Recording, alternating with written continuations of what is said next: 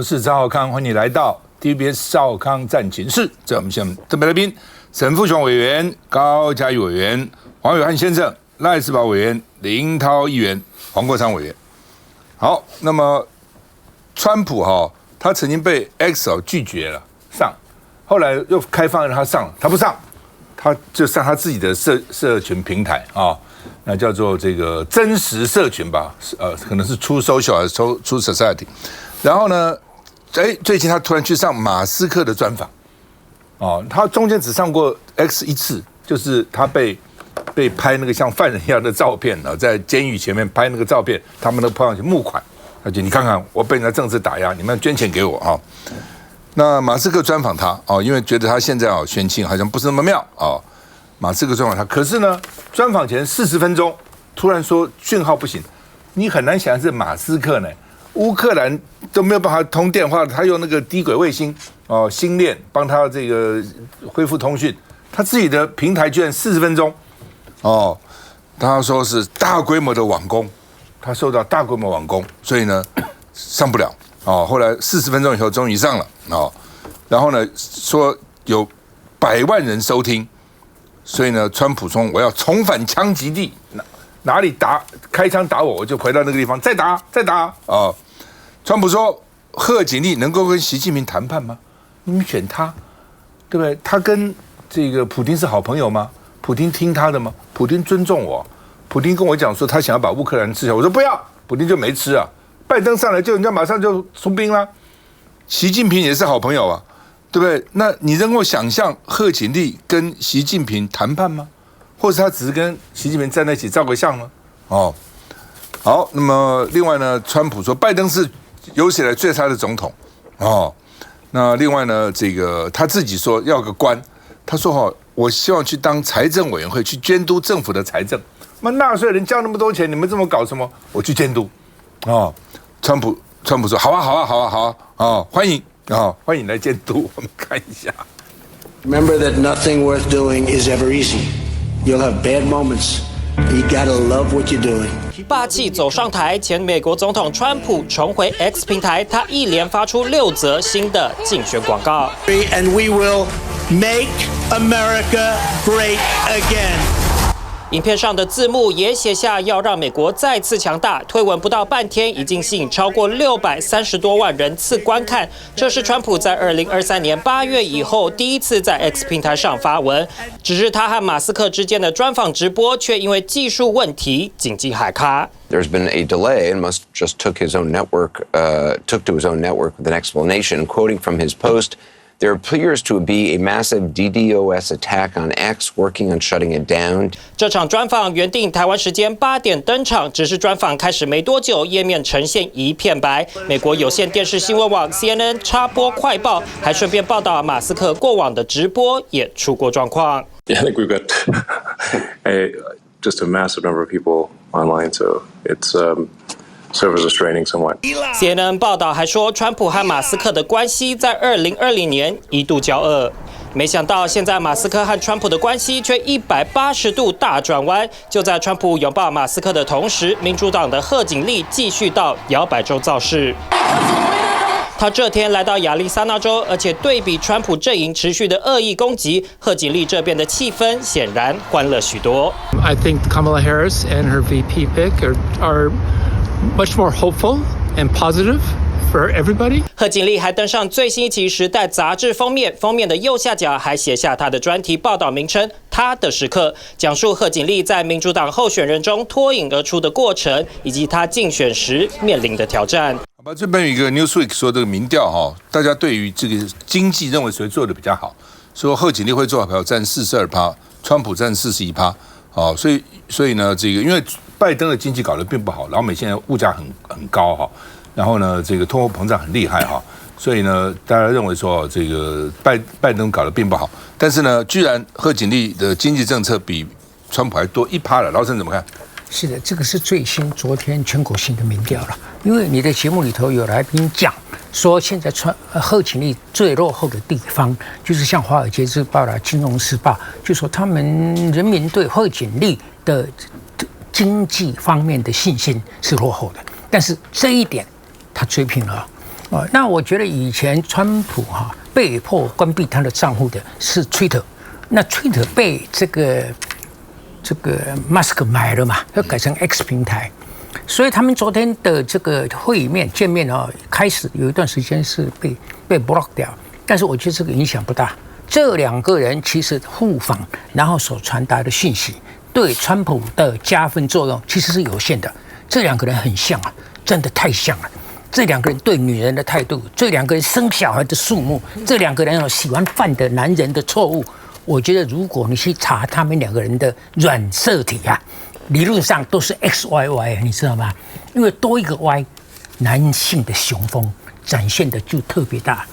对吧？这是开玩笑 ，XYY 真的有这样的人，是吗 ？XYYY 不 ，XYY 真的有这样的人啊！这样的人他在社会上一生里头犯罪的次数相对比较多，所以 Y 是一个犯罪期的那个染色体，所以毫无疑问的，我这样讲没有什么错了。但是我认为川普已经越走不出一个名堂来。这贺锦丽慢慢的，很多人现在就骂他，你为什么不接受访问啊？为什么不接受专访啊？而且听不到你的政见。我跟你讲，这是反贺的人的说辞啊。我刚出来我有我的 timetable 我连民主党大会都还没开，都还没有被正式提名啊！我对调好你赶扣啊！我刚有机会讲的话，不是更加动人吗？所以这种讲法，我们这边的评论也牙牙学语我觉得非常的不可取。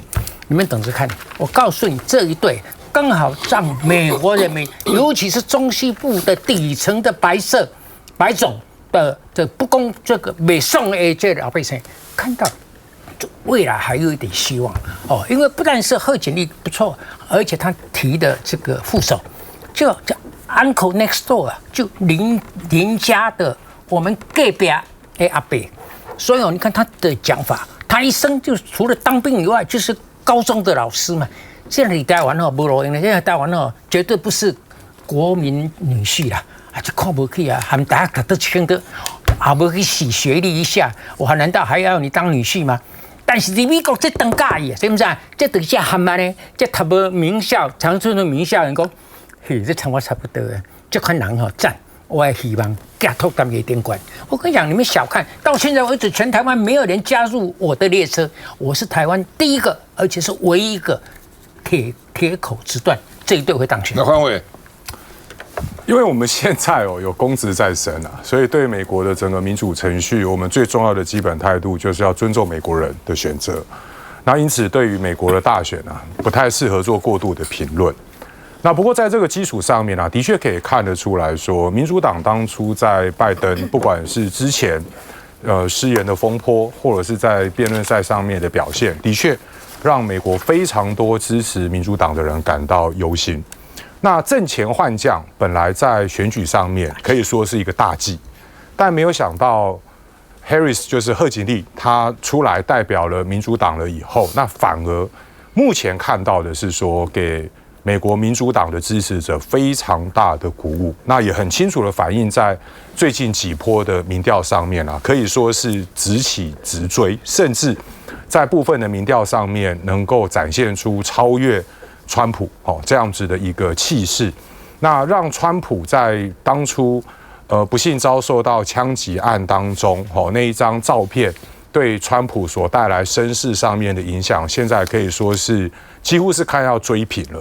但我自己在观察这件事情的时候，我觉得还是两个重要基本的层面必须要做处理。第一个是有关于在经济层面上，目前对于说在经济的信任度上面呢，刚刚赵大哥有显示说看起来是打平了。那只不过说我们在看的时候，包括了说对于在中国贸易上面，川普目前看起来受信任的程度似乎还是比较高。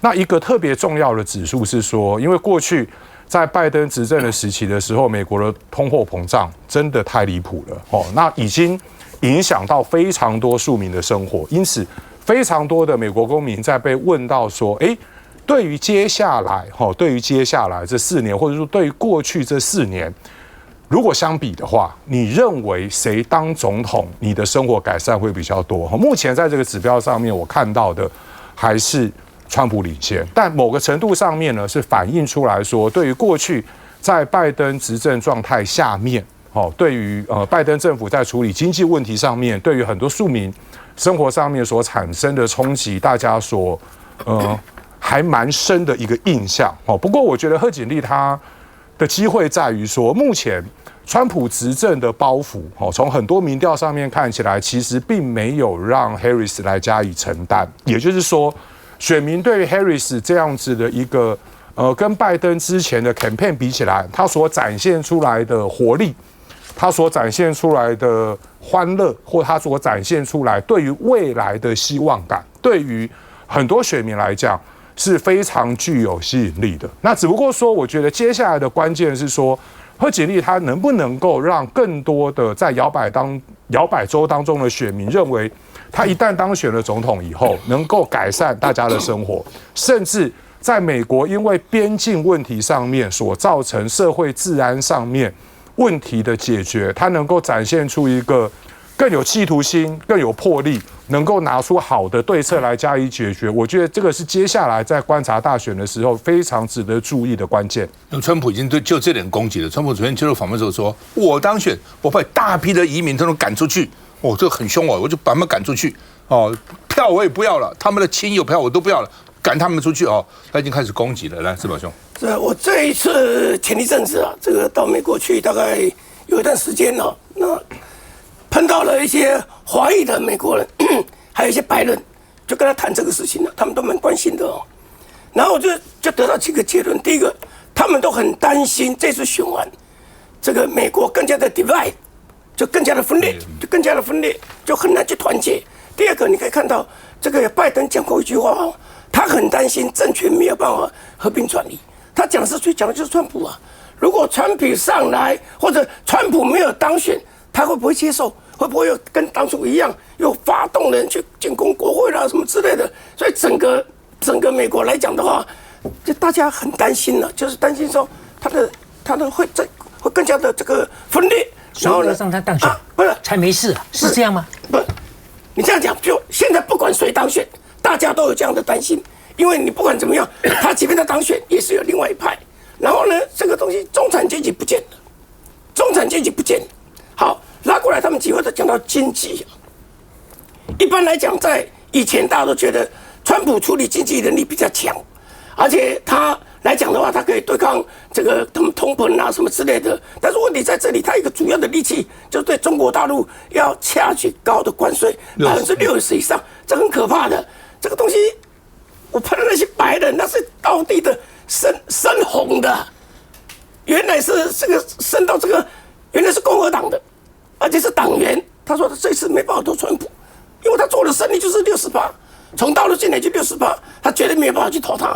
好了，那整个来说的话，你就发现的时候，美国现在来讲就很乱，而且你现在来讲 security 不是太好，大家都有枪支，大家都很担心这些问题。所以现在来讲，我最后一个要强调的就是，在过去的选举里面，普选的票民主党都比较多，基本上roughly来讲比较多。可是呢，它是一周一周看选举人票，所以取决于关键是摇摆州那5-6个摇摆州到底怎么样。贺锦丽在现在好几个州摇摆州他已经领先了。有人这么说，很多的美国人这样讲，说因为范斯对川普没有加分，可是 Watts 有加分。我特别看了一段呢，他特别讲他求孩子没有求到，然后呢，他就透过这个 IVF 能够受孕。能够有女儿，哇！他讲他女儿叫 Hope 啊，整个掌声如雷。我觉得这一段来讲的话，就刚刚杨老师讲到的，就是很有人性。你会发现到说，哎，赶快，美国人这个想要孩子，没办法孩子的也是非常多。那这个题目也是要未来很争议的一个题目。反正就是说，原来美国拜登继续选的时候，好像大家觉得没什么戏场，就是川普会赢了，因为拜登在表现太差了。现在出来以后呢，觉得这个戏好看了。至于说谁一定会赢，谁一定会输，老沈认为说川普一定输，有人认为不一定，因为还有3个月嘛，9月、8月还有半个月，9月、10月、10月，差不多还有近3个月，变化会非常大。我不是跟大家讲吗？我去亲自参加美国民主党大会的提名大会，提名麻州州长杜卡克斯当民主党候选人。大会开完，杜卡克斯的民调领先对手20%，就杜卡斯大败，选举的大败。为什么？对手只推出2个影片来，他就垮了。一个影片就是杜卡克斯当州长的时候，周末把犯人放回家，就是他认为说有些犯人周末可以回家嘛。民主党啊，就有一个犯人去宾州强暴了一个白人女人，在她男友前面，这是美国白人最大的梦魇，被黑人强暴，而且先生在旁边。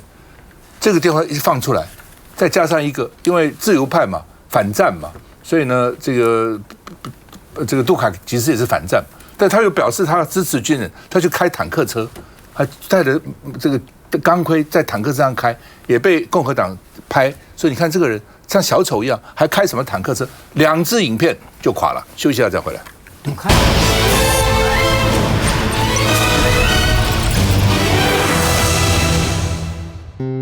住得安全，活得平安。一人一点力，爱就大无限。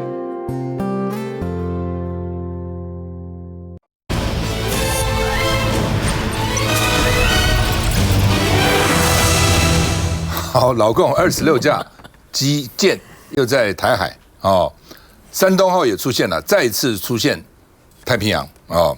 看老共的基舰每天这边绕哈。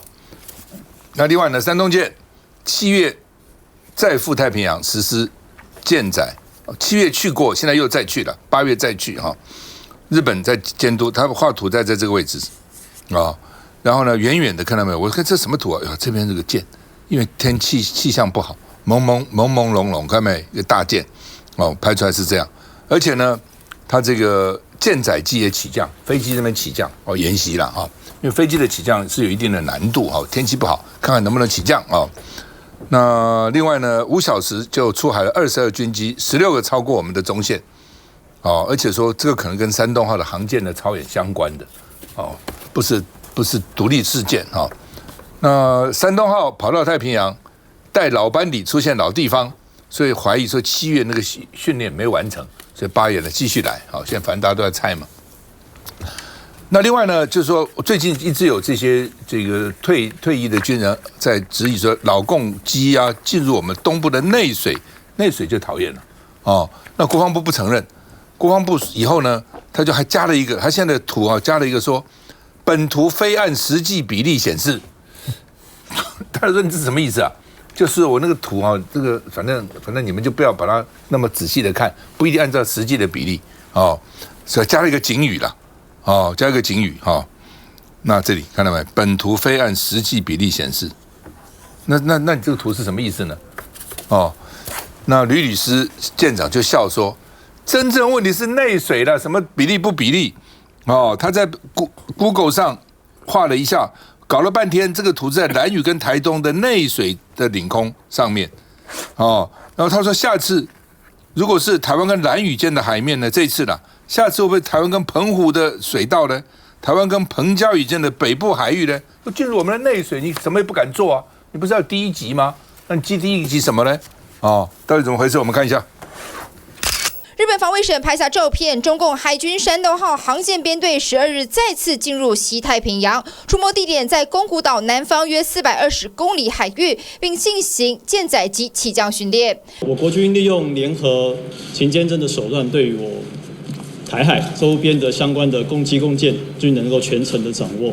但为应对山东航舰，传出海军司令也下令雄风飞弹车出动，全程跟监。不管在各个区域都有一定的操演，那并不是特定针对航母的行动来做一个呼应。只是国军恐怕至今未解释清楚的，就是8月6号的共机航迹图。国军说，共机出没位置位于鹅銮鼻外33海里，但鹅銮鼻到兰屿的距离有41海里呀。也很确认，它是并没有进到我任何24海里线的一个状况。面对连番质疑，都是同一句话。而国防部从这事件后开始在美日共机航迹图底下注记，本图非按实际比例显示。主要的目的是要让我的国人了解共机共军它对我的扰台的一个状况。随着共机扰台威胁加剧，原本是要对外揭露中共扰台程度，如今国军的方式却产生更多问号。来，伟汉。我们先讲这个山东舰哈，因为它其实离台湾非常远哦。这个是山东舰出没的地点，大概离日本的宫古岛南方420公里，多远啊？但日本就发布了，日本讲说在我们宫古岛南方，它后来往北走到接近200公里，所以日本的防卫省他昨天公布。今天礼拜二嘛，昨天早上礼拜一早上6点多的时候，他在这边训练。